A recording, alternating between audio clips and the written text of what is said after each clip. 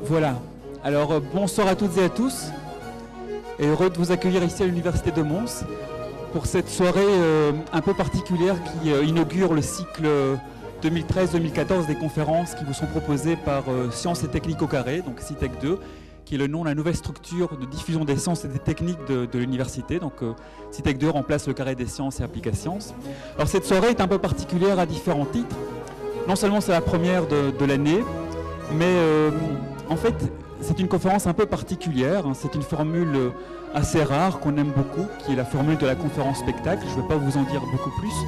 Les fidèles se souviennent de la précédente qui traitait de Madame Lavoisier. Alors, cette conférence spectacle a été écrite par notre ami Michel Bougard, qui est historien des sciences. C'est un habitué de la maison puisqu'il a enseigné ici de nombreuses années. Et en fait, cette conférence donc, qui s'intitule Émilie et Voltaire, une passion amoureuse et scientifique au XVIIIe siècle,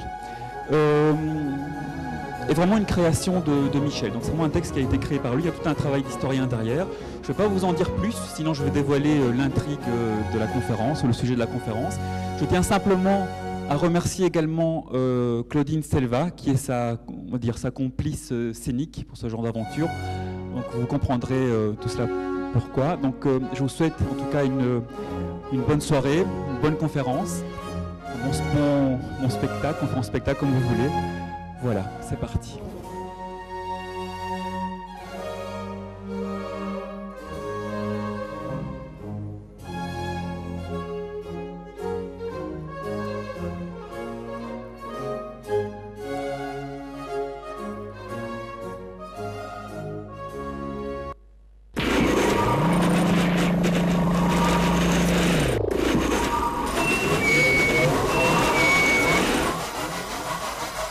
Non, c'est pas du tout comme ça qu'on devait commencer. Hein.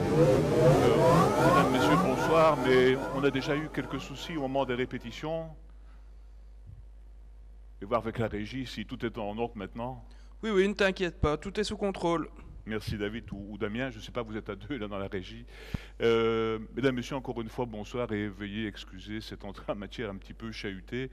Mais c'est vrai qu'on a connu quelques petits soucis déjà, comme s'il y avait dans cet auditoire des interférences, des perturbations un peu curieuses. Vous savez que le propos de ma conférence est d'évoquer avec vous quelques aspects de la vie et des activités scientifiques d'Émilie de Breteuil. Mieux connue sous le nom de Marquise du Châtelet, une femme exceptionnelle à plus d'un titre, on va le voir. La Marquise a d'ailleurs connu un regain de succès dans l'actualité ces derniers mois. Figurez-vous qu'on a retrouvé dans un grenier du château de Cirey, la demeure où elle a vécu pendant pas mal d'années, une valise, une malle qui contenait en fait un certain nombre de documents manuscrits qu'on croyait définitivement perdus. Et ces documents ont fait l'objet d'une vente publique malheureusement chez Christie's à l'automne dernier, en octobre 2012. Une vente record d'ailleurs, hein, puisque ces documents, il y avait notamment des carnets noircis d'équations, il y avait un traité inédit sur l'optique, il y avait également toute une série de commentaires de la marquise sur la présentation des travaux de Newton par Voltaire.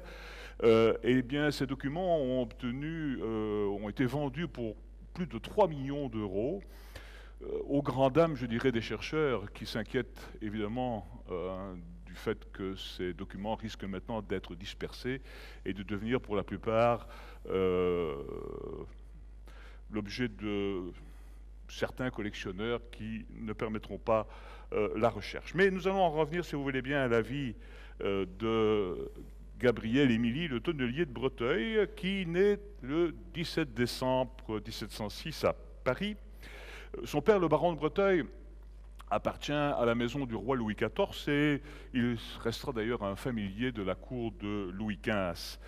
La jeune Émilie est très vite plongée dans un milieu culturel. À 14 ans, elle connaît déjà l'allemand, l'anglais, le grec et le latin. Elle va à 15 ans prendre connaissance des œuvres de Descartes et de Leibniz. et elle se prépare tout doucement à faire son entrée à la cour de Versailles. Le portrait qu'on a d'elle est celui d'une jeune fille plutôt jolie, ma foi. Et là, il y a déjà un premier mystère, pourrait-on dire. Parce que quand on prend connaissance des descriptions que ses contemporains en donnent, eh bien, vous allez voir que son portrait n'est guère flatteur. Et je ne résiste pas au plaisir de vous lire notamment la description que son père, son propre père, fait d'Émilie. Ma plus jeune fille, dit-il, est une étrange créature, destinée à devenir la plus laide des femmes. Si ce n'était la faible estime que j'éprouve pour quelques évêques, je la préparerais à une vie religieuse et la cacherais dans un couvent. Elle est plus grande que les filles de 2 fois son âge, elle a la force prodigieuse d'un bûcheron, et elle est maladroite à ne pas croire. Elle a de très grands pieds, mais on les oublie lorsqu'on remarque ses mains énormes. Oh, et le portrait qu'une autre contemporaine d'Émilie, une amie d'ailleurs, la marquise du Defend, fait d'Émilie n'est guère plus avantageux. Vous allez vous en rendre compte. Voilà ce que la marquise du Defend écrit à propos d'Émilie. C'était une merveille de force, ainsi qu'un prodige de gaucherie. Elle avait des mains et des pieds formidables. Elle avait déjà la peau comme une râpe à muscade. Ce qu'elle avait toujours eu d'insupportable, c'est qu'elle avait toujours été pédante et qu'elle embrouillait tout ce qu'on lui mettait en mémoire en faisant une manière d'ochepeau indigeste. Eh bien, un troisième commentaire, pour que vous vous fassiez une idée du portrait d'Émilie, la marquise du Créqui écrit « Représentez-vous une femme grande et sèche, sans cul, sans hanche, la poitrine étroite, 2 petits tétons arrivant de fort loin, de gros bras, de grosses jambes, des pieds énormes, une très petite tête, le visage aigu, le nez pointu, 2 petits yeux vert de mer, le teint noir, rouge et chauffé, la bouche plate, les dents clairsemées et extrêmement gâtées. » Vous voyez donc que le portrait qu'on nous propose d'Émilie n'est finalement guère flatteur. Et cependant, elle va faire son entrée à Versailles, elle a 16 ans, et comme toute adolescente, elle va être particulièrement attirée par les belles toilettes, les parures, les bijoux également, le maquillage. Et elle va également régulièrement fréquenter l'hôtel particulier que son père possède à Paris, l'hôtel d'Anjou. Et dans cet hôtel, elle va notamment faire la connaissance de Fontenelle. Fontenelle qui va être le premier à l'initier aux sciences. C'est là aussi que se prépare son mariage. Elle va, à l'âge de quasiment 19 ans, épouser en juin 1725 Florent Claude, marquis du Châtelet-Laumont. C'est un colonel, il a 30 ans, il est plus intéressé par la guerre que par son épouse d'ailleurs. Il est aussi gouverneur de Semur en Auxois, entre Paris et Dijon. Et après ce mariage, ma foi, Émilie se prépare à une vie de châtelaine dans une petite ville de province, une vie dont elle va bientôt se lasser, ne rêvant qu'une chose, revenir à Paris et reprendre ses études. Oh, Émilie sera d'ailleurs très vite enceinte. Elle va accoucher de son premier enfant, une fille, en juin 1726. Elle a d'ailleurs accouché à Paris. Elle va rentrer, passer quelques semaines à Semur. Elle sera d'ailleurs très vite à nouveau enceinte et elle accouchera de son fils, Louis-Marie Florent, à l'automne 1727, au mois de novembre. Et à partir de là, Émilie estime qu'elle a accompli son devoir d'épouse. Elle a donné 2 enfants à son mari, dont un fils d'ailleurs. Elle décide de revenir quasi définitivement à Paris. Il y a une séparation de fait avec le marquis du Châtelet, sans le moindre heurt d'ailleurs. Et à vrai dire, la vie amoureuse d'Émilie ne fait que commencer. À son retour à Paris, elle va faire la connaissance du comte de Guébriant, qui devient très vite son amant.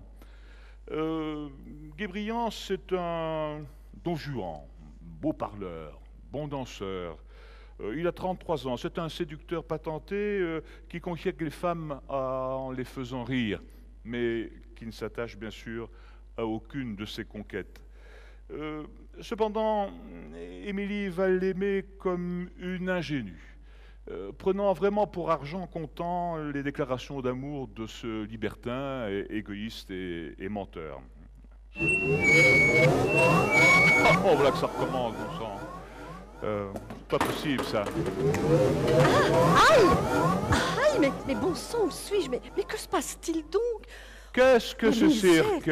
On y voit goutte ici. Que venez-vous faire ici? Et qui êtes-vous? Monsieur, je n'en sais rien. J'étais occupée à ma table de travail quand il y a eu ce sifflement insupportable. J'ai entendu une voix qui parlait du comte de Guébriant, et puis j'étais aspirée, monsieur. Oui. Aspirée, et je me suis retrouvée derrière cette toile dans le noir. Écoutez, là, vous vous moquez de moi. Hein. On a dû vous engager pour venir perturber cette conférence. Et qui êtes-vous donc? Je suis Émilie, le tonnelier de Breteuil, marquise du Châtelet. Pour vous servir, monsieur. Et vous? Un marquis du Châtelet. Oui, bon, bien sûr, je suis Louis XV. Hein. Restons sérieux si vous le voulez bien. Francesco, chapeau pour la blague, hein, c'est impeccable. Mais, comme on dit, madame, les plaisanteries les plus courtes sont sans doute les meilleures. Vous allez faire attention à votre robe. Il y a un escalier derrière vous. Vous trouverez, je crois, aisément une place dans la salle. Voilà, c'est par là. Ainsi donc, vous ne me croyez pas? Que puis-je vous apporter pour vous convaincre de ma bonne foi? Mais bien sûr, le travail que j'étais en train de terminer. Lisez-le, monsieur. Je travaillais sur Newton. Vous connaissez monsieur Newton, n'est-ce pas? Mais ce n'est pas possible. Bon, effectivement, je reconnais bien là la traduction de l'œuvre de Newton par la marquise du Châtelet. Je reconnais même son écriture. Votre écriture, madame? Vous n'allez quand même pas me dire que vous avez voyagé dans le temps? Possible ou non, je n'en sais rien. Mais une chose que je peux vous confirmer, c'est que je suis Émilie du Châtelet et que vous, monsieur, vous n'êtes toujours pas présenté. Michel Bougard, je suis historien des sciences et figurez-vous que j'étais justement en train de parler de vous. Vous parliez de moi? Oh, quel honneur! Oh, madame, croyez bien que l'honneur est plutôt pour moi.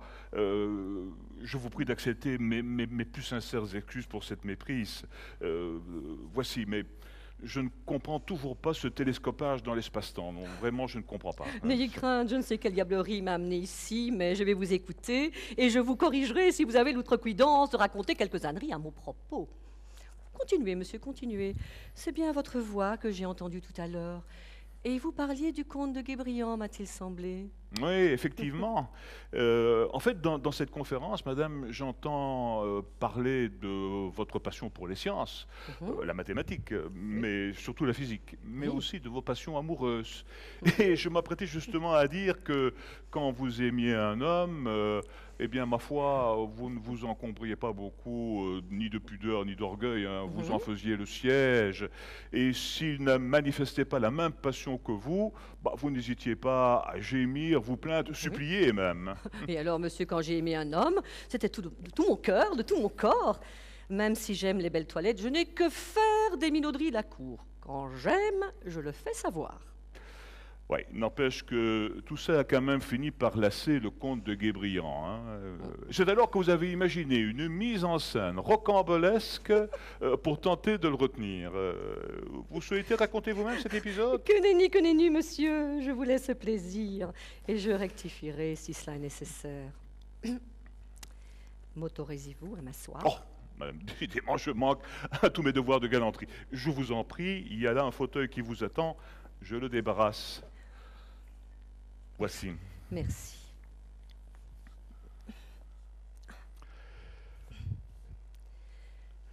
Eh bien, ouais. Un soir, donc, vous décidez de revoir pour une dernière fois le comte de Guébriant.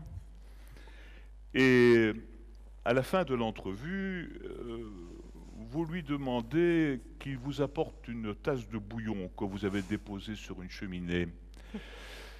Et au même moment, vous lui remettez une lettre, hein, en insistant pour qu'il ne l'ouvre qu'une fois dehors. Évidemment, arrivé dans la rue, Guébriant décachette la lettre et il lit alors ces quelques mots que vous y avez griffonnés. « Je meurs empoisonné par votre main. » Mais ne riez pas, monsieur, je voulais réellement mourir. Mais la dose de poison n'était pas suffisante. Je suis meilleure physicienne que chimiste, d'ailleurs. De toute façon, ça n'a servi à rien. Guébriant était tellement effrayé par mon geste qu'il m'a fui définitivement. Oui, absolument. Et vous allez d'ailleurs en profiter pour reprendre le chemin des études. Oui. Vous rendez visite aussi très souvent à votre cousine et amie d'ailleurs, Catherine de Richelieu. Tout à fait. C'est là que vous allez faire la connaissance du frère cadet de Catherine, Louis-François Armand de Vignereau-du-Plessis, qui est aussi le petit-neveu du fameux cardinal de Richelieu. Attendez que je m'en souvienne. C'était en 1729. Oui, c'est ça. En 1729, lors de son retour d'une mission diplomatique à Vienne.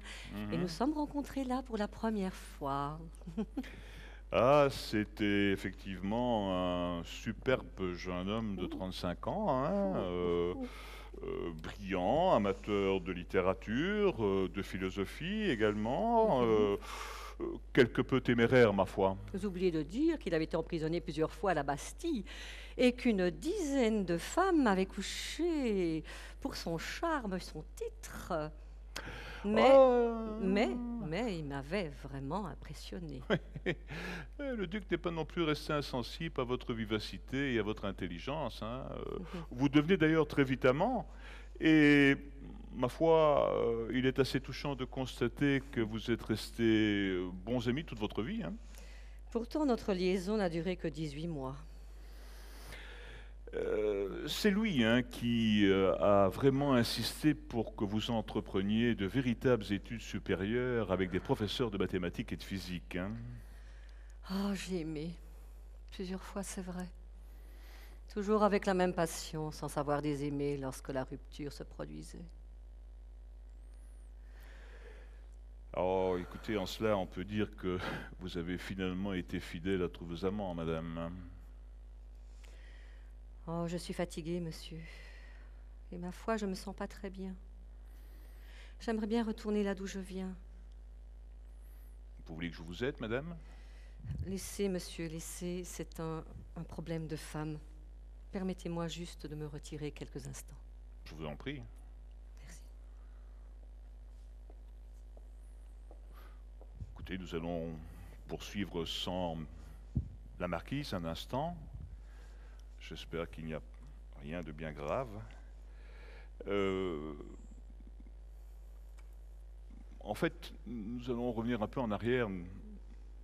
En 1733, deux événements majeurs vont se produire dans la vie de la marquise. Le premier, c'est effectivement sa rencontre avec François-Marie Arouet, dont l'anagramme du nom, quelque peu massacré, il faut bien le dire, est seul resté dans l'histoire: Voltaire.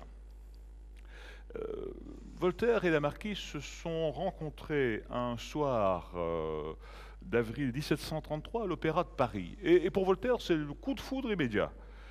Malgré une certaine réticence au départ, il faut dire que la marquise a tout de suite été quand même charmée par Voltaire. Il faisait si bien l'acteur, capable de mimer tous les sentiments. Et puis, surtout, il la faisait rire. Elle était en manque d'affection. Et devenus amants, ils n'ont d'ailleurs pas hésité à s'afficher en public. Alors régulièrement à l'opéra d'ailleurs, soupant dans les meilleurs restaurants.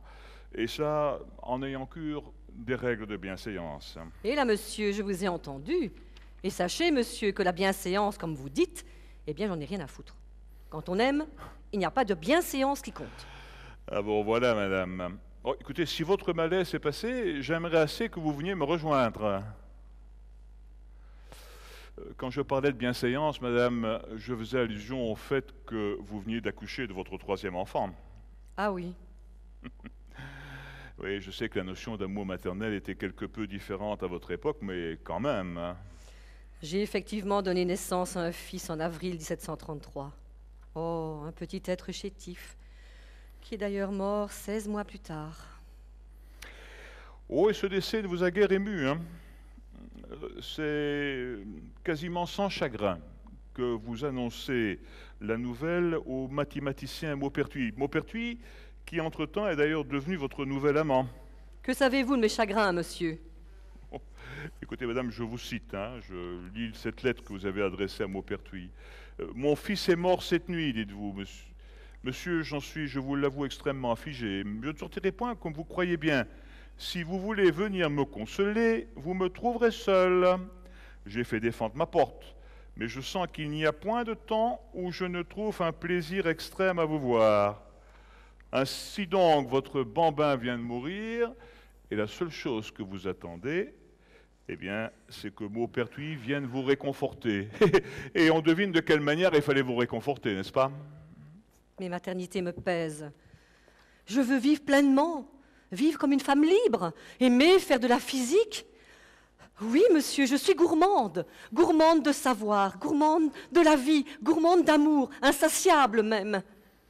Ah, madame, on vous a souvent présenté comme une femme qui n'a jamais été déchirée entre ses passions et ses devoirs, faisant passer systématiquement les premières bien avant les seconds, et cela sans la moindre torture dans votre conscience.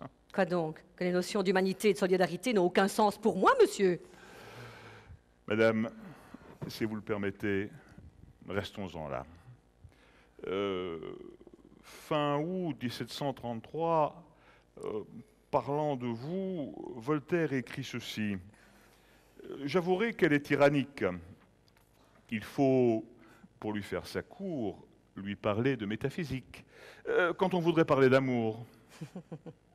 Il est vrai que je préfère philosopher et disserter de physique. Monsieur, l'amour, on le fait. On ne se contente pas d'en parler.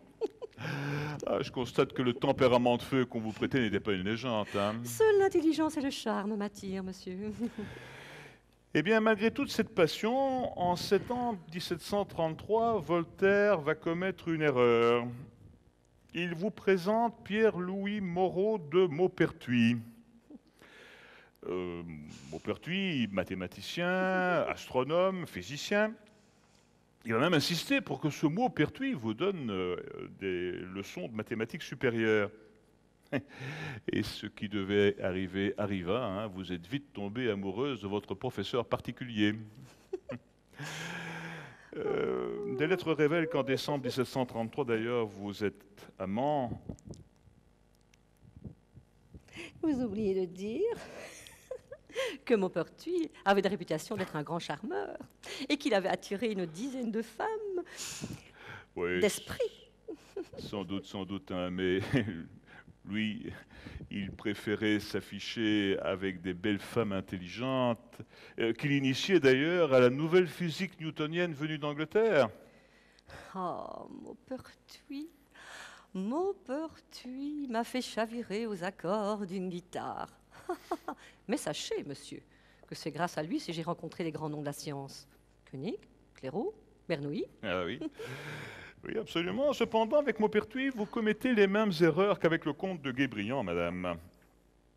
Les motantes succèdent aux exigences impératives. Vous étiez fâché s'il ne venait pas vous rendre visite plusieurs fois par jour. Ne répondait pas toujours à mes invitations combinatoires. Lui et ses amis allaient au café Grado, lieu fréquenté par les philosophes et les scientifiques, dont les femmes n'étaient pas admises. Oui, je connais l'histoire. Oh, ma foi, cela ne vous a guère freiné, hein, et un jour, vous n'avez pas hésité à vous déguiser en homme. Vous êtes entré au café Grado, vous vous êtes d'ailleurs invité à la table de Maupertuis. Ça a fini par un peu l'excéder, d'ailleurs.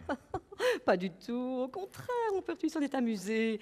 Et j'ai recommencé ces escapades plusieurs fois. Je ne recule devant rien pour voir mes amants, monsieur.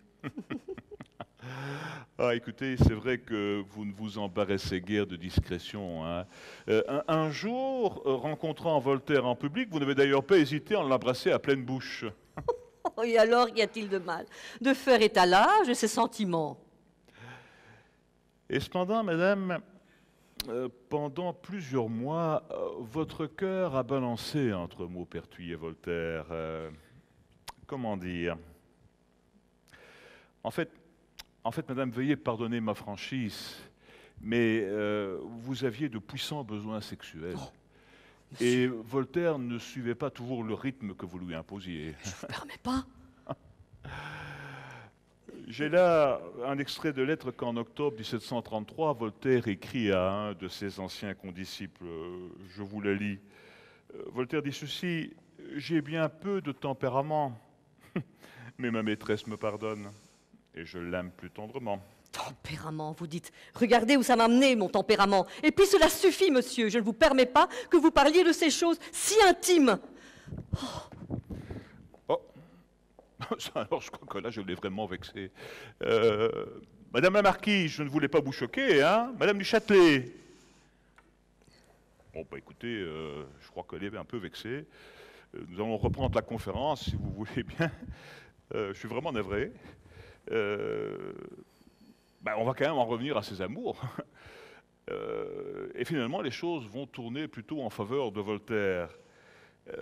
Début avril 1734, ils sont invités tous les deux au mariage de l'ex-amant d'Émilie, d'ailleurs, hein, le duc de Richelieu. C'est l'occasion, évidemment, de quitter Paris.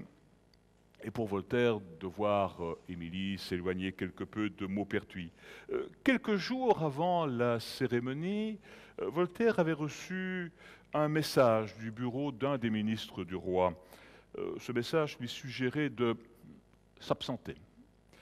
C'était en fait un avertissement codé qui avertissait Voltaire que la police était en train de le rechercher. Et Voltaire en avait l'habitude.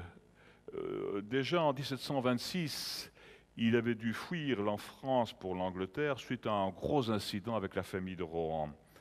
C'est d'ailleurs à Londres qu'il avait découvert une autre vision du monde, aussi bien en ce qui concerne la politique que dans l'étude de la nature. Et la publication en 1734 de ces fameuses lettres philosophiques, écrites à Londres précisément, constitue sans doute la première véritable attaque contre l'ancien régime français.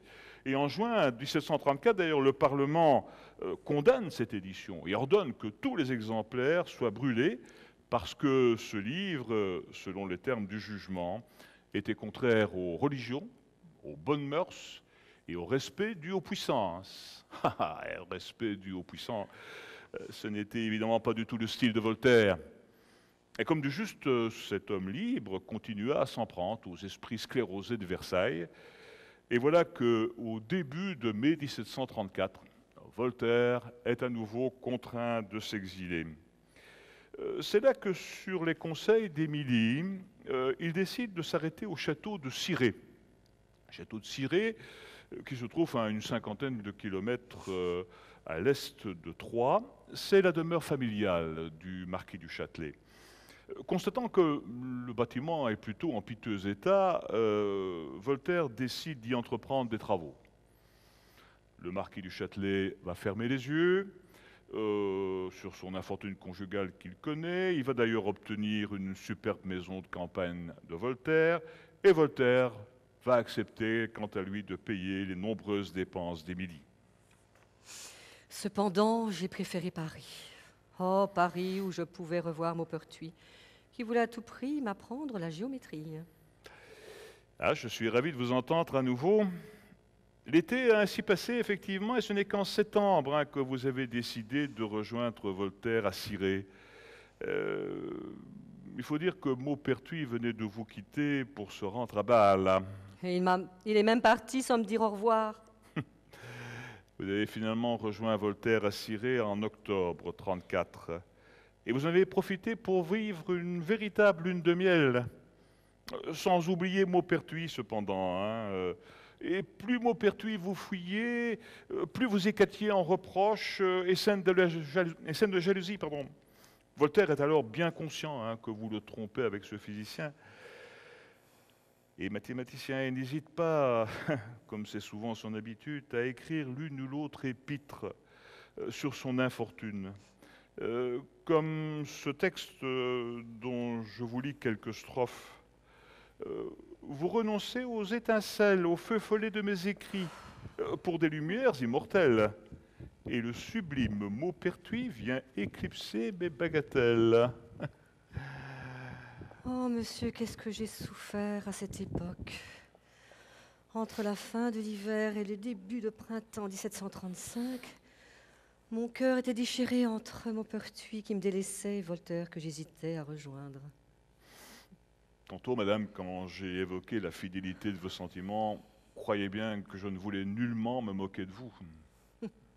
Il est difficile de me comprendre, même quand je vivais avec Voltaire et que notre amour éclatait aux yeux de tous. Je ne pouvais m'empêcher d'écrire à mes anciens amants.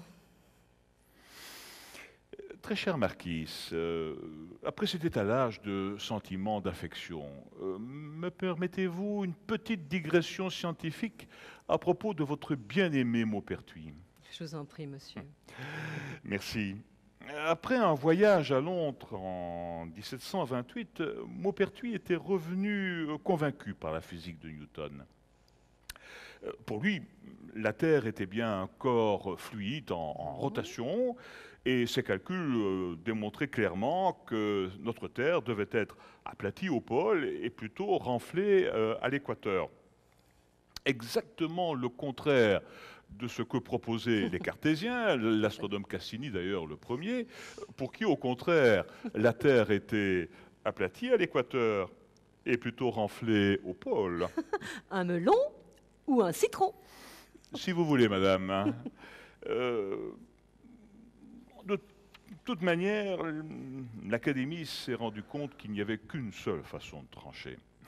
Il fallait aller mesurer la Terre. En fait, plus exactement, il fallait aller mesurer un degré du méridien, une première mesure aussi proche de l'équateur que possible. On a choisi le Pérou. Et une autre mesure, aussi proche des pôles que possible. Et là, c'est le jeune astronome suédois Anders Celsius qui a proposé d'aller faire ces mesures au fond du golfe de Botnie, en Laponie. Tout à fait. Et voilà qu'on met donc sur pied une expédition vers la Laponie, une expédition qui réunit bien sûr plusieurs savants, Maupertuis bien entendu, Celsius, Clairaut également, du personnel technique, un matériel géodésique de qualité, et on n'hésite pas à embarquer également 400 tonneaux d'eau de vie pour lutter contre le froid, paraît-il. Oui, tout à fait, paraît-il. Tout se passe bien, les travaux commencent en juin 1736, et une bonne année plus tard, après un gros souci quand même, un naufrage tout près des côtes de Suède, Maupertuis rentre à Paris, et voilà que fin août 1737, il annonce devant les académiciens qu'il a la certitude que le degré de méridien est effectivement plus long en Laponie qu'en France. Maupertuis ne ramena pas seulement la certitude à laquelle vous faites allusion, mais aussi de drôles de petites lapones qui s'étaient amourachées d'un membre de son équipe. Et oui, vous avez raison, Marquis. Et les deux jeunes filles furent presque exhibées comme des animaux sauvages pour que le tout Paris puisse venir les voir. Triste mentalité. Hein. Quoi qu'il en soit, en plus des mesures effectuées par l'équipe de Maupertuis, la Condamine avait ramené du Pérou également des mesures. Et il avait trouvé que là-bas, près de l'Équateur, eh bien, le degré de méridien était plus court qu'en France. La cause était donc entendue. Hein. Descartes était vaincu par Newton. C'est Newton qui avait raison contre Descartes. La Terre est bien un melon et pas un citron.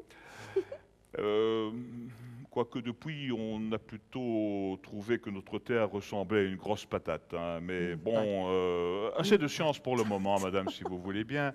Vous êtes aussi une brillante philosophe en matière d'amour. Vous savez ça aussi. En 1747, n'avez-vous pas rédigé une longue dissertation philosophique que vous avez intitulée « Discours ou réflexion sur le bonheur » ? Oui, j'ai affirmé que la passion amoureuse est peut-être la seule pour laquelle on avait le désir de vivre. Et j'écrivais également qu'on devait être capable d'y mettre fin à cette passion, de découdre l'amour et de déchirer l'amitié. Chose que je n'ai jamais réussi à faire. Eh oui. Marquis, Marquis, ne dit-on pas que les conseilleurs ne sont pas toujours les payeurs? Mais finalement, en juin 1735, votre choix sentimental est fait, hein. Vous préférez Voltaire et la solitude studieuse de Ciré. Oui. La sagesse et la raison vous amènent finalement à rejoindre Voltaire qui vous aime si tendrement.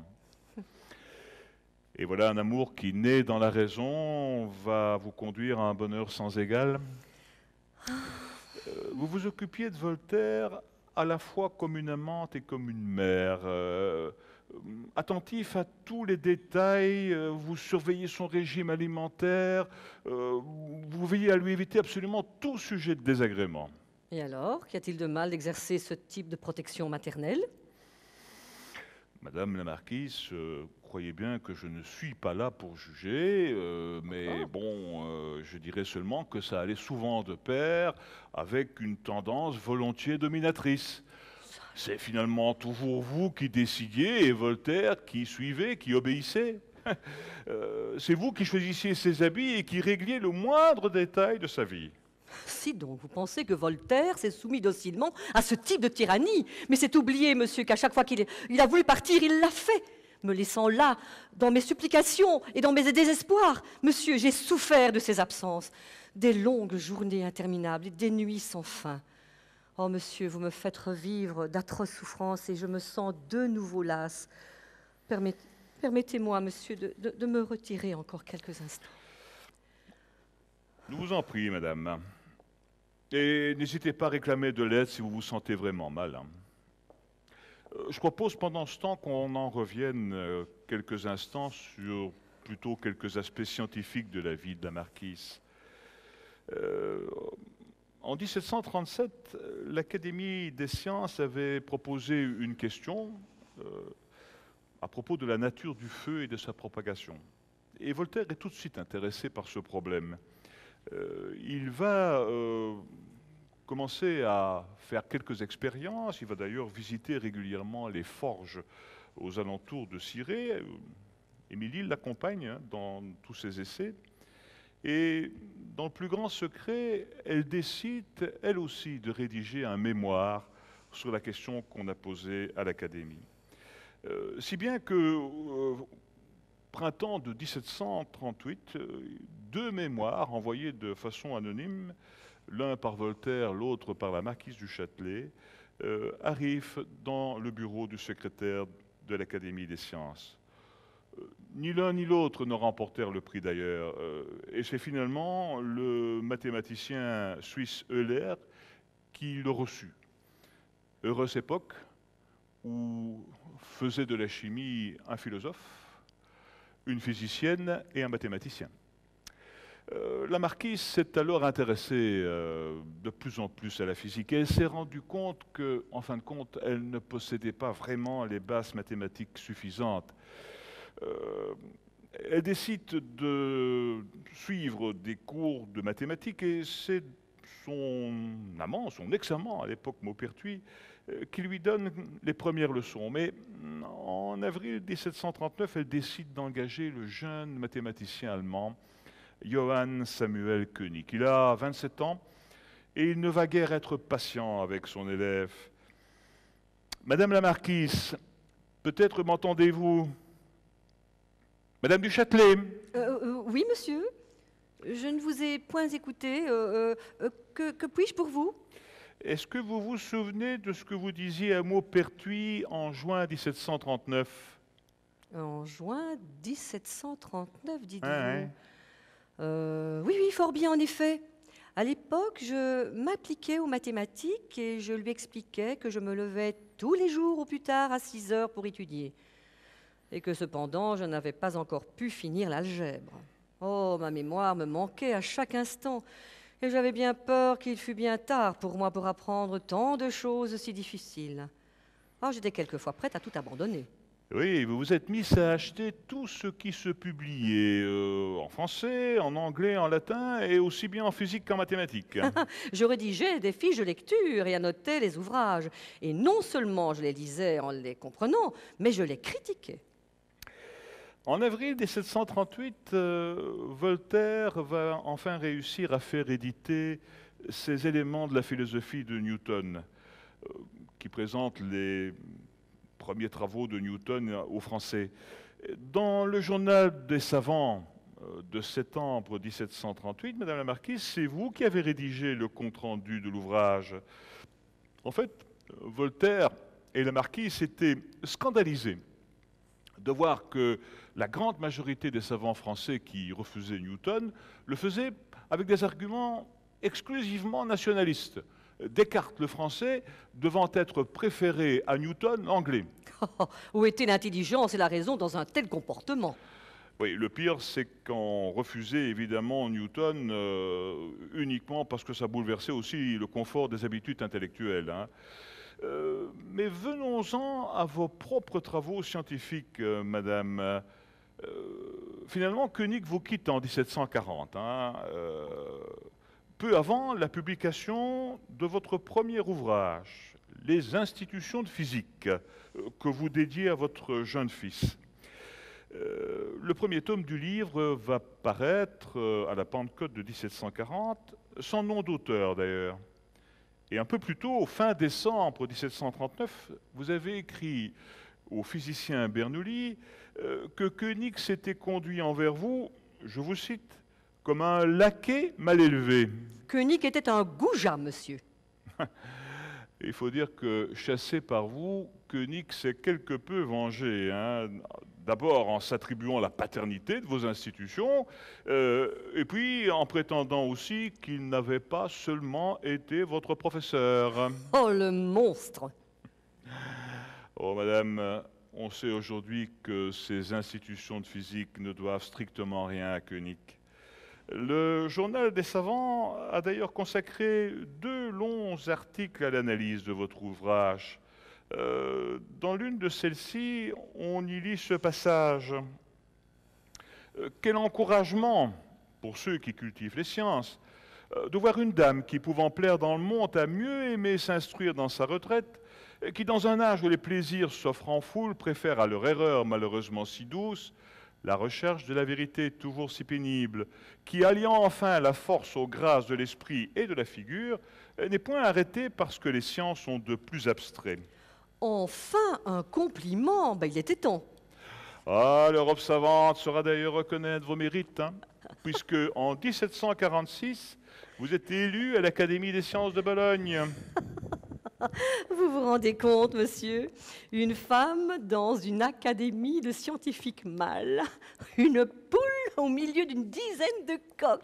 Oh, Madame la Marquise, voyons. Je vous en prie, je vous en prie. Permettez-moi de quitter un peu votre carrière de physicienne. Je vous en prie. Et je voudrais en revenir sur la relation avec Voltaire. En 1735, quand Voltaire vous a quitté pour se réfugier à Paris, vous êtes resté seul à Cirey et vous avez vraiment éprouvé le désespoir de cette séparation et de cette solitude. J'ai là des lettres significatives. Des lettres? Montrez voir. Laissez-moi m'en souvenir.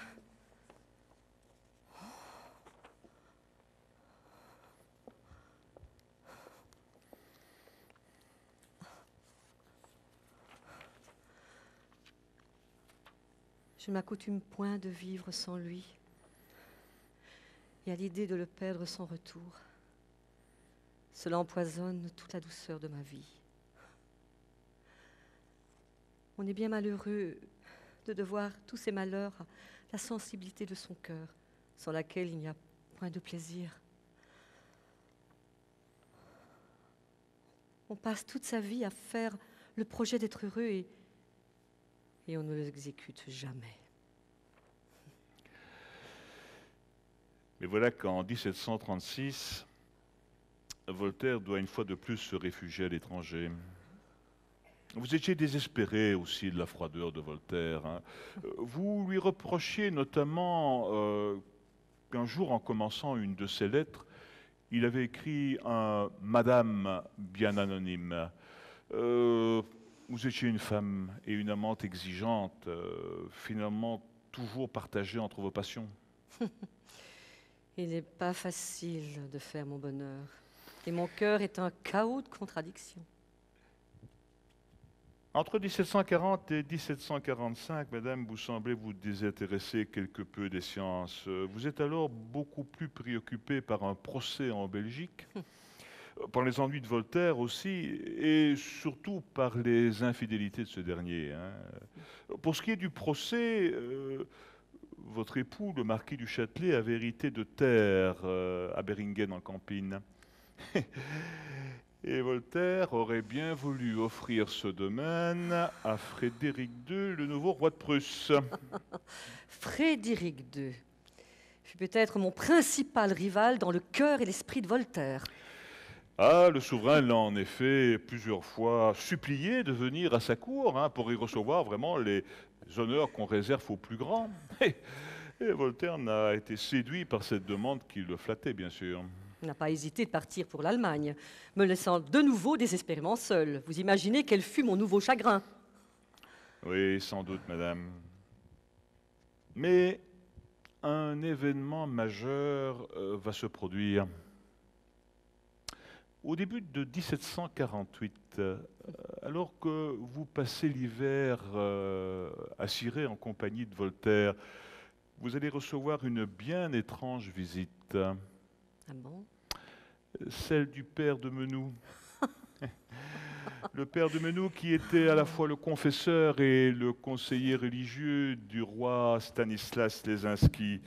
Oh, un ex-roi, devrais-je dire, puisque Stanislas avait perdu son trône de Pologne et qu'en guise de compensation, on lui avait offert le duché de Lorraine. Grandeur et décadence. Quant au père de Menou, il était venu vous dire que Stanislas serait particulièrement heureux de vous recevoir à Lunéville. En oubliant de préciser, en bon jésuite qu'il était, eh bien que, ma foi, il fomentait un complot amoureux. Quel complot, monsieur! En fait, le père de Menou souhaitait que le duc change de maîtresse. Celle-ci, madame de Boufflers, avait d'ailleurs un autre amant, un certain Saint-Lambert. Le père de Menou vous avez repéré, vous étiez encore drôlement appétissante pour séduire Stanislas et renvoyer ainsi la Boufflers. Mais ce plan quelque peu machiavélique capota. Et en fin de compte, madame, c'est de Saint-Lambert que vous vous êtes amouraché. Oh, si j'avais su, monsieur. Vous êtes arrivé à Lunéville à la mi-février de 1748. Vous connaissiez d'ailleurs Saint-Lambert de réputation, hein. C'était à la fois un poète, un philosophe également, et sa belle prestance, son air froid et distingué, vous ont plu tout de suite. Un soir, alors que nous étions à l'écart, Saint-Lambert me fit des révélations d'une douceur. Je suis tombée dans ses bras comme une ingénue, en lui jurant un amour éternel. Et quand Voltaire vous a découverte dans les bras de Saint-Lambert, ce fut évidemment le drame. Mais vous êtes vite parvenu à le convaincre que c'était d'abord lui, hein, qui vous avait trompé. Et Voltaire finit par fermer les yeux. Il a même écrit une épître en vers à Saint-Lambert, un texte plein de complaisance à l'égard de celui qui était en train de le cocufier. Je vous en lis quelques strophes. Saint-Lambert, ce n'est que pour toi que ces belles fleurs sont écloses. C'est ta main qui cueille les roses. Elle a laissé là son compas et ses calculs et sa lunette. Elle reprend tous ses appas. Porte-lui vite à sa toilette ces fleurs qui naissent sous tes pas et chante-lui sur ta musette ces beaux airs que l'amour répète et que Newton ne connut pas. Oui, Newton. Et la traduction des Principia de Newton à laquelle je m'étais attaqué. On y vient, madame. On y vient. En attendant, vous retournez à la cour de Stanislas, qui s'est alors déplacé à Commercy. Et vous retrouvez Saint-Lambert plus amoureuse que jamais. À tel point que dans les derniers jours de décembre 1748, vous tombez enceinte. Quand j'ai appris que j'étais grosse, imaginez mon désespoir. Je craignais pour ma santé. Et comment confesser cela à Voltaire? Et qu'allait dire mon mari? Oh, vous en avez très vite parlé à Voltaire. Hein. C'est d'ailleurs lui qui a imaginé un stratagème. Faire rentrer Dardare, le marquis du Châtelet, à Cirey, pour qu'il puisse partager votre couche. Vous pensiez ainsi lui faire croire que l'enfant était le sien. Voltaire s'est d'ailleurs éclipsé pendant 3 semaines.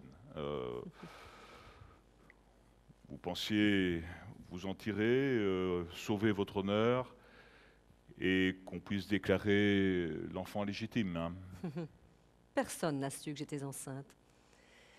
J'ai déclaré mon état début avril. Et les derniers mois de ma grossesse, je les ai passés à travailler sans relâche sur la traduction de Newton, jusqu'à 17 heures par jour, monsieur. Oh, Saint-Lambert vous reprochait ça. Hein. C'était moi qui étais punie. C'était moi qui travaillais sans relâche à Paris pour terminer cette traduction. C'est une besogne fastidieuse, où il fallait une tête et une santé de fer. Mais voilà que le 30 août 1749, vous terminez ce travail et vous envoyez enfin une copie de votre traduction des Principia Mathematica de Newton à l'abbé Claude Salier de la Bibliothèque royale. Oui. On a d'ailleurs retrouvé la lettre d'introduction que vous lui avez adressée à cette occasion. Mais oui, mais c'était la lettre que je terminais lorsqu'il y a eu ce sifflement insupportable. Je l'ai ici, monsieur. Laissez, madame, Ici. laissez, madame, laissez, je vous en prie. Dans cette lettre, vous aviez le pressentiment que votre accouchement allait très mal se passer. Mon ventre est tombé. J'ai mal au rein, monsieur, je suis malade. J'ai comme un découragement de l'esprit. Je crains pour ma santé, pour ma vie. Vous vous rendez compte, monsieur, accoucher à 40 ans, après 17 années sans faire d'enfant? Madame, je vous en prie, mais je crois qu'il est temps pour vous de rejoindre votre époque. Oui, monsieur. Mais avant de partir, je veux vous dire que j'ai passé un bon moment en votre compagnie. Que de souvenirs. Mais vous avez raison, je dois retrouver mon bureau et terminer l'envoi de mon manuscrit. Adieu, monsieur.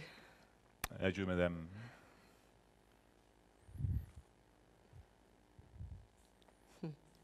Adieu. Je vous en prie, madame.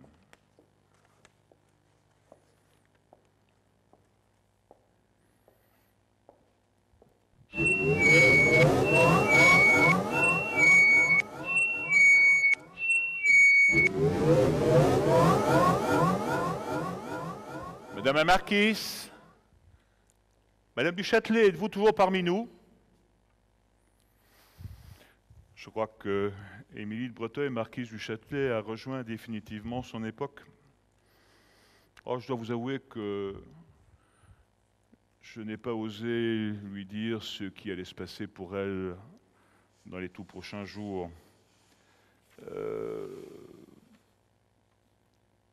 Nous avons surpris la marquise dans la nuit du samedi 30 août au dimanche 31 août, alors qu'elle mettait la main finale à la traduction de l'œuvre de Newton. Quelques jours plus tard, Émilie donnera naissance à une petite fille.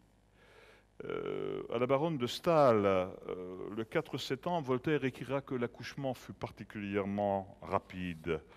Par après, tout semblera se passer normalement.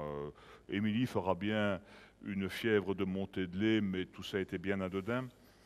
À ses côtés, pour la réconforter, il y aura son mari, le marquis du Châtelet, son amant, Saint-Lambert, et le plus grand amour de sa vie, Voltaire. Que pourrait-elle demander de plus? Et puis il y aura cette syncope et la nuit éternelle. Le 10 septembre 1749, alors qu'elle n'aura pas encore atteint ses 43 ans, la marquise du Châtelet décédera. Sans doute des suites d'une fièvre puerpérale, une septicémie, comme d'ailleurs quasiment une accouchée sur 5 à cette époque. L'enfant mourra peu de temps après. Annonçant le décès d'Émilie à Frédéric II de Prusse, Voltaire écrira cette bien curieuse phrase. « J'ai perdu, dit-il, un ami de 25 années, un grand homme, qui n'avait le défaut que d'être une femme, et que tout Paris regrette et honore. » Avec l'aide du mathématicien Alexis Clairaut, Voltaire fera finalement imprimer la traduction française des Principia de Newton par la marquise du Châtelet en 1759. Ainsi, 10 ans après la mort de la marquise, cette édition marquera le triomphe de la théorie de Newton. Entre-temps, Alexis Clairaut, d'ailleurs, aura réussi à prévoir le retour de la fameuse comète de Halley au début de 1759, grâce précisément aux lois de Newton. Et dans l'introduction de l'ouvrage, Voltaire écrira ceci. « Jamais femme ne fut si savante qu'elle. Et jamais personne ne mérita moins qu'on dit d'elle, c'est une femme savante. Elle ne parlait jamais de science qu'à ceux avec qui elle croyait pouvoir s'instruire, et jamais n'en parla pour se faire remarquer. » Avant de conclure, j'aimerais proposer une citation, une très courte phrase, extraite du discours sur le bonheur. Une citation à laquelle je vous demande de réfléchir, que vous soyez jeune ou vieux, que vous soyez scientifique ou non, homme ou femme. Voici ce qu'écrivait Émilie de Breteuil, marquise du Châtelet, en 1747. Les moralistes qui disent aux hommes « Réprimez vos passions et maîtrisez vos désirs si vous voulez être heureux » ne connaissent pas le chemin du bonheur. On n'est heureux que par des goûts et des passions satisfaites. Chère marquise, vous avez été une femme passionnée par l'amour, la vie et l'étude. Une vraie femme qui a préparé l'arrivée des Lumières. La première physicienne française à avoir vraiment compris les lois de Newton, d'ailleurs. Une femme qui se voulait l'égale de ses compagnons masculins. Une femme libre. Libre dans ses idées. Libre dans ses propos, libre dans ses sentiments.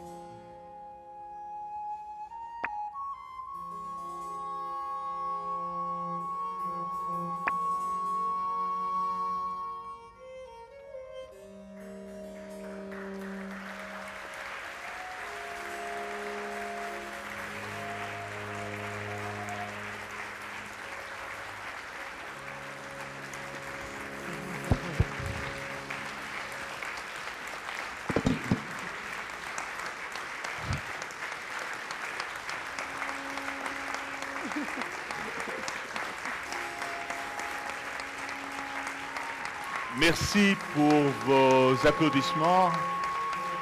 Merci pour votre présence ce soir.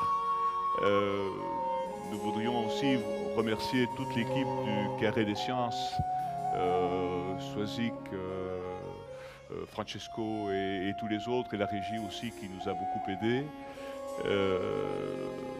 On a réussi à surmonter tous les petits soucis qui se posent normalement. Et puis ces interférences, finalement, vous avez compris pourquoi elles étaient là. Ce soir, la marquise du Châtelet était interprétée par Claudine Selva, qui a aussi adapté les textes et qui a assuré la mise en scène de cette conférence spectacle. Claudine Selva.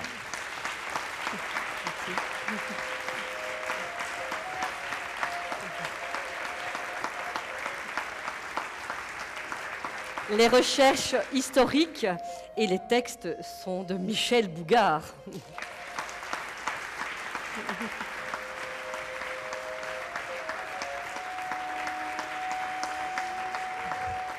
Alors, comme c'est quand même une conférence, on est bien sûr prêt à écouter, à entendre, et si possible essayer de répondre aux questions que vous pourriez vous poser. Alors, je ne sais pas, Francesco, tu as un micro Oui, Claude.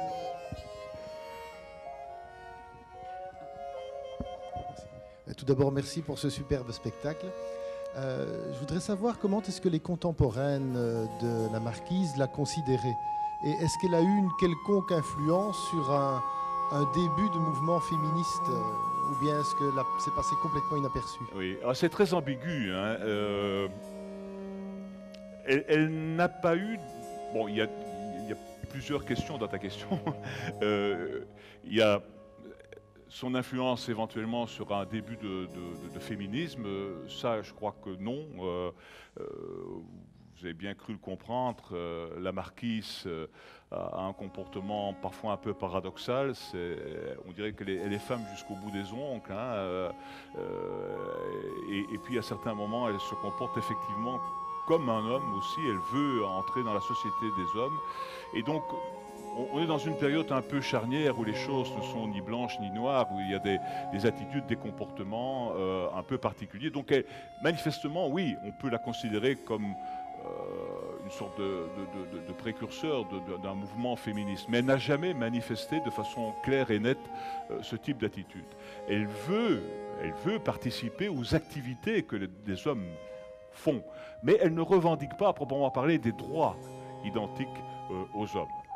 Bon, elle sera quand même la première femme, par exemple, dont des travaux seront publiés par l'Académie.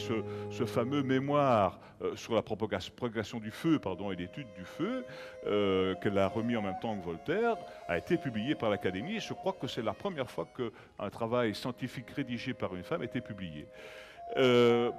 Sur le plan scientifique, même chose, elle n'a pas eu vraiment le poids scientifique, en tout cas de son vivant, qu'elle aurait peut-être pu avoir. Elle a travaillé souvent dans l'ombre. Voltaire était un personnage beaucoup plus public, hein, et jouant un peu comme ça les relations publiques pour elle, mais elle n'a pas eu le poids scientifique qu'elle méritait. Ce n'est que plus tard, finalement, quand on a publié la traduction des Principia, donc en 1759, qu'on a réellement reconnu son travail original. Et on découvre encore aujourd'hui, je dirais, un certain nombre de choses. Tantôt, j'ai évoqué en début d'exposer son fameux traité d'optique, qui est tout à fait original, qui n'a jamais été terminé d'ailleurs, et encore moins publié, bien sûr. Et j'espère que les historiens des sciences et les physiciens pourront quand même le consulter, parce que c'est un travail remarquable, qui est, à mon avis, l'égal du traité d'optique de Newton, rédigé quelque temps auparavant. Donc bon, j'ai une réponse un peu mitigée. Je dirais oui, par ses attitudes, et il ne faut pas non plus avoir, je dirais, un regard anachronique sur l'histoire. C'est vrai que nous pourrions lui trouver des attitudes de féministe. En réalité, dans son époque, non, elle ne l'était pas. Elle ne l'était pas vraiment. Elle n'avait pas ce souci. Hein, c'était encore une idée qui était... Oh, le féminisme est venu très tard, hein, quand on lit même les commentaires de certains encyclopédistes, on est très très très loin du combat des femmes qu'on trouvera plus tard au 19e et au 20e siècle. Comme Claude, je dirais d'abord bravo et merci. Passez une excellente soirée, Michel. Et alors je voudrais revenir à son élection. Ah oui, voilà. Oui. Son élection à l'Académie de Bologne et souligner que cette académie était particulièrement progressiste parce que ce n'était pas le premier exemple. Non, il y a eu avant elle Maria Gaetana Agnesi, que tu dois connaître évidemment, et c'est un contraste impressionnant d'ailleurs avec l'Académie des sciences de Paris qui était bien plus rétrograde. Des décennies plus tard, Sophie Germain a encore rencontré d'énormes problèmes alors que Bologne était nettement en avance. Effectivement, à Bologne, je crois qu'il y avait d'abord Laura Bassi qui avait été élue académicienne. Oui. Donc effectivement, ce n'était pas un précédent. Oui, mais Agnesi avait été nommée professeur. Voilà, exactement. Alors qu'en France, c'est vrai que même si effectivement l'Académie a publié un petit travail de la marquise du Châtelet, eh bien les les femmes n'avaient pas leur place à l'Académie, elles n'y sont pas entrées. Et comme tu le fais remarquer, quand même, quelques années plus tard, la mathématicienne Sophie Germain a dû prendre un pseudonyme masculin d'ailleurs, hein, pour correspondre avec un certain nombre de ses collègues et publier et participer à un certain nombre de travaux. Donc il est clair que ça rejoint un peu la question du féminisme qu'on évoquait tantôt. Non, on est bien loin du combat des femmes et la France était sans doute largement en retard par rapport à d'autres pays, notamment en ce qui concerne l'Académie de Bologne, certainement. Quelqu'un désire poser une autre question? Oui, j'arrive.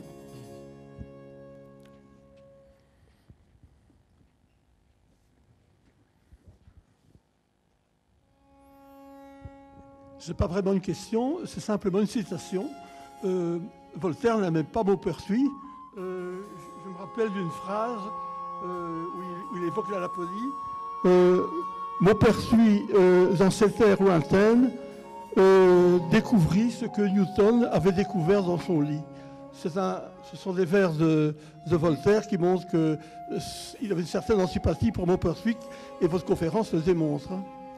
Mais vous savez, Voltaire est un personnage aussi très particulier, hein, qui a des facettes fort diverses et parfois d'ailleurs contradictoires.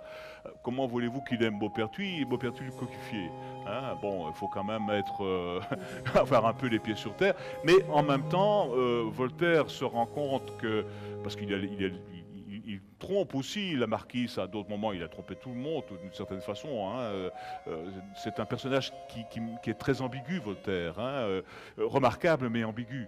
Et donc il a rédigé dans le même temps où il critiquait Maupertuis, le méprisait et finalement lui reprochait de lui avoir volé sa maîtresse, eh bien il rédigeait effectivement des épîtres à la gloire, ou vantant les qualités de Maupertuis. Donc il est clair que, bon, oui, c'est un personnage paradoxal et que selon les moments, selon les circonstances, eh bien, il a dit le plus grand bien et le plus grand mal de Maupertuis, bien sûr.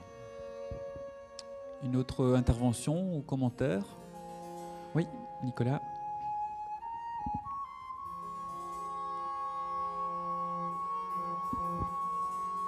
Bonsoir et merci à tous les deux. En fait, je voudrais revenir un peu sur les Principia, justement, Mathematica, et au niveau de la traduction. Je voudrais voir si j'ai bien compris. Donc, est-ce que effectivement, Émilie, plutôt que de traduire réellement les Principia, les aurait interprétés, c'est-à-dire qu'elle s'est approprié le texte vraisemblablement dans sa version originale, et puis elle aurait ressorti, je vais dire, un traité qui traduisait les idées. Absolument. L'édition d'ailleurs de la traduction des Principia est accompagnée de différents compléments, de plusieurs centaines, enfin plusieurs dizaines de pages, je crois qu'il y a plus de 100 pages en tout cas, de commentaires, d'ajouts de la main même donc de la marquise. Donc elle s'est réappropriée effectivement l'œuvre de Newton. Je dirais même qu'elle a par certains aspects corrigé Newton. Un exemple qui me vient à l'esprit, je crois que Newton n'avait pas du tout remarqué qu'il y avait une variation de l'inclinaison de l'axe de la Terre. Ce qui, pour la marquise, était effectivement quelque chose d'assez évident, et elle en parle, elle explique un certain nombre de choses. Donc, effectivement, elle a traduit l'œuvre de Newton, mais elle est allée au-delà, elle l'a largement commenté, précisé, et n'a pas hésité à y apporter vraiment son propre savoir, ses propres découvertes. On n'a pas, je crois, donné à la marquise du Châtelet tout le poids qu'elle méritait dans finalement l'histoire des sciences. Comme elle est morte très jeune, comme la publication s'est faite un peu quand même 10 ans après sa mort, et que finalement on a retenu que le fait qu'elle ait traduit pour la première fois Newton en français, on a un peu oublié tout ce qu'elle a réellement apporté après. Elle a été aussi au cœur d'une grande controverse, ça c'est quelque chose qui a suivi les institutions de physique. les institutions de physique aussi, on n'en parle pas beaucoup, mais c'est un remarquable ouvrage de vulgarisation et d'enseignement de la physique du temps, en tout cas. Hein. C'est un ouvrage qu'elle dédie à son jeune fils et elle l'écrit pour expliquer ce qu'est la physique, hein, à son jeune gamin. Eh bien, dans ces institutions de physique, il y aura beaucoup de choses à dire, parce qu'il y a aussi, aussi des réflexions philosophiques, hein, dans les travaux de la marquise. Elle a été également séduite à un moment donné par Leibniz, et elle a vraiment pris à un moment donné fait et cause pour la philosophie leibnizienne, ce qui n'était pas du tout du goût de Voltaire d'ailleurs, hein, qui lui ne supportait pas vraiment Leibniz. Et dans les institutions, c'est assez évident. Elle a eu d'ailleurs, après la sortie des institutions, donc vers 1741, une très grande controverse avec le secrétaire de l'Académie des sciences de l'époque. Son nom m'échappe, c'était Méran, je crois, à propos de questions de mécanique, la question des forces vives notamment, qui était en grande discussion. Bon, par exemple, Newton avait exprimé cette force comme étant le produit de la masse par la vitesse, et la marquise et d'autres, mais la marquise elle aussi, et le justifiant par un raisonnement et des calculs, exprimer ça plutôt en mv carré. Je suis désolé pour faire de la physique, hein, c'est une conférence spectacle, mais effectivement, je crois qu'il y a beaucoup de scientifiques dans la salle et que je ne vais pas les délaisser. Mais ceci pour vous dire qu'effectivement, elle s'est réappropriée le texte de Newton, et que malheureusement, ça c'est encore méconnu maintenant, et qu'on n'a pas malheureusement donné le poids qu'on aurait pu lui donner à l'époque. Peut-être une remarque alors par rapport à ça. Bon, sans vouloir dénigrer, j'ai bien compris l'importance du personnage, mais est-ce que justement le fait d'avoir été avec Maupertuis, première chose, je présume que Maupertuis connaissait quand même les écrits de Newton, ou pas du tout? Tout à fait. Non, mais Newton était connu en France. Il y a eu des travaux aussi de Maupertuis. Enfin bon, mes cours de physique newtonienne sont un peu loin, mais pour autant que je me souvienne, il est question d'un principe de moindre action, je pense, de Maupertuis. Est-ce que c'est quelque chose qui était, qui a peut-être pu être un sujet de discussion entre les deux personnages? Et donc, dans un sens, la question c'est, est-ce que Maupertuis et ses discussions avec Émilie ont pu effectivement aider Émilie à interpréter et même à aller plus loin, comme vous disiez, dans les textes de Newton? Absolument, c'est indéniable. Bon, c'est vrai que on a surtout, enfin j'ai surtout, puisque c'est quand même en bonne partie l'idée est venue de moi, bon, un peu pour le spectacle, mis l'accent dans cette conférence sur les aspects plus intimes des relations entre Voltaire et la marquise du Châtelet, mais on aurait pu évidemment évoquer de tout autres aspects, et c'est vrai que dans la vie qu'elle a partagée à la fois avec Voltaire, avec Maupertuis, il y a eu des échanges d'une richesse intellectuelle incroyable, aussi bien sur le plan, je dirais, philosophique que sur le plan scientifique. Et c'est clair que quand on examine les lettres qu'elle recevait ou qui s'échangeaient, il y a manifestement des questions qui sont apportées. Et donc, depuis quasiment le début du XVIIIe siècle, il y a en France des gens qui connaissent Newton, il y a des gens qui ont adopté, compris la physique de Newton et qui la développe, qui la commente, etc. Maupertuis en fait partie, effectivement. Donc tout ça a bien entendu contribué, a été un apport à la réflexion de la marquise du Châtelet. C'est indéniable. Mais il y a chez elle aussi, peut-être de façon ponctuelle et encore une fois pas vraiment reconnue par la communauté scientifique de l'époque, ni même aujourd'hui par bon nombre d'historiens des sciences, il y a quand même chez elle des apports originaux. Donc elle a été alimentée par la réflexion des personnes qui l'entouraient, mais elle a produit aussi de la nouveauté. Voilà, une toute dernière question. On va arrêter là. Alors, je vous propose d'applaudir encore une fois le conférencier et la comédienne. Merci infiniment. Merci. Merci à vous.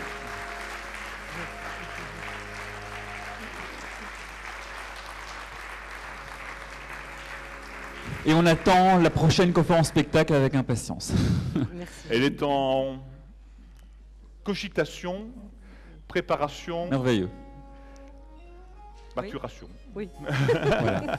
Merci beaucoup, bonne soirée. Merci. À bientôt. Merci à vous.